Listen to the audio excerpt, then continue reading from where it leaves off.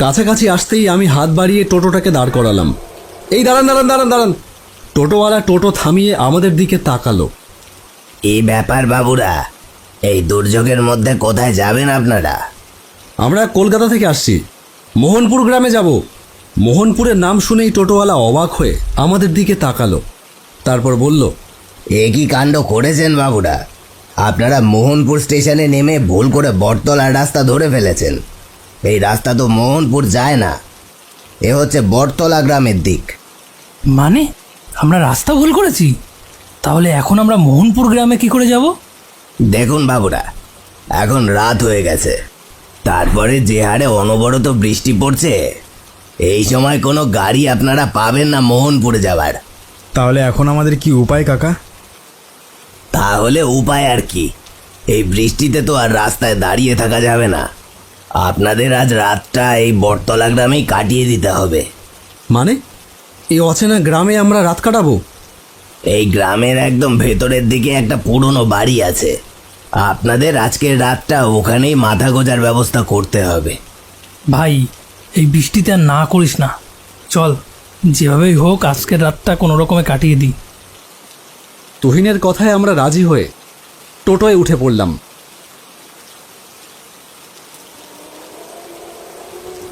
টোটো এগিয়ে চলল বটতলার মাটির পথ ধরে। চারপাশটা বড্ড শুনশান আর থমথমে লাগছিল। পুরনো বাড়ির সামনে এসে টোটোটা দাঁড়ালো। বাবু, আপনারা এখানে নেমে যান। ওই দূরে যে বাড়িটা দেখছেন, ওটা আমার এক আত্মীয়র বাড়ি। আপনারা আজকের রাতটা ওখানেই কাটিয়ে দিন। আমি তাহলে আসি।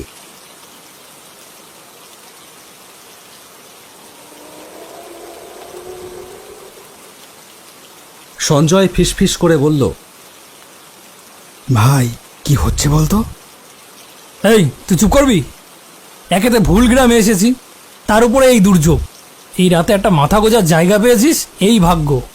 যা পাওয়া যায় তাই ভালো। আচ্ছা আচ্ছা চল, আর দেরি করিস না। আমরা টোটোওয়ালার কথা মতন টোটো থেকে নেমে বাড়িটার দিকে এগিয়ে গেলাম। আমরা সব বন্ধুরা মিলে সেই ছোট বাড়িটার সামনে পৌঁছালাম। দরজায় একটা বড় কড়া ঝুলছিল। আমি হাত বাড়িয়ে দরজার কড়াটা নাড়াতে লাগলাম। কিছু সময় পরে দরজার ওপার থেকে একটা ভারী গলা ভেসে এলো, যাই। হঠাৎ দরজাটা খুলে গেল। দরজার ওপাশে দাঁড়িয়ে আছেন বছর 60-এর এক বৃদ্ধ।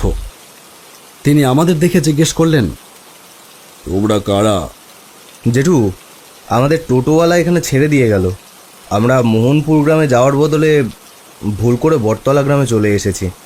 এই রাতে এত বৃষ্টিতে কোথায় যাব বলুন? আচ্ছা, তোমাদের হরি নিয়ে এসেছে, তা ভালোই করেছে। এসো, বাড়ির ভেতরে এসো তোমরা। আমরা বন্ধুরা মিলে ওনার বাড়ির ভেতরে ঢুকলাম।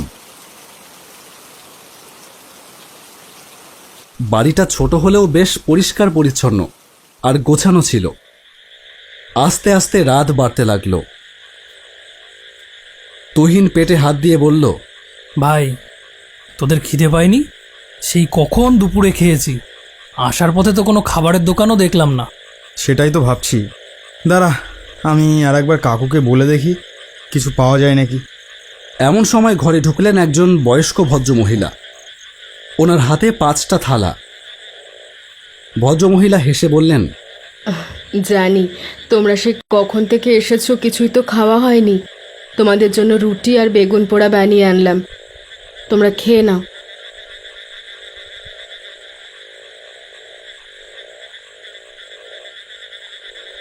খাবারের থালা দেখে আমাদের ধরে যেন প্রাণ ফিরল।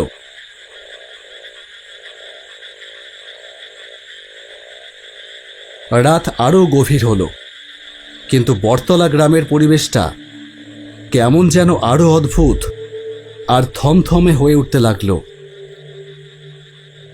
বয়স্ক ভদ্রলোকটা আমাদের শোবার ঘরে এসে বললেন, তোমরা আজ এই ঘরেই থেকো।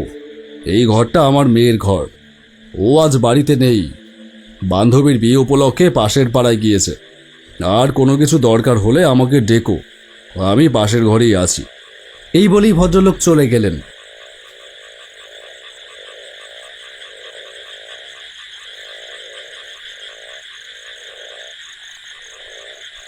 ঘরে একটা মাত্র খাট ছিল, সেই খাটে গাদাগাদি করে বড়জোর 3 জন ঘুমানো যায়।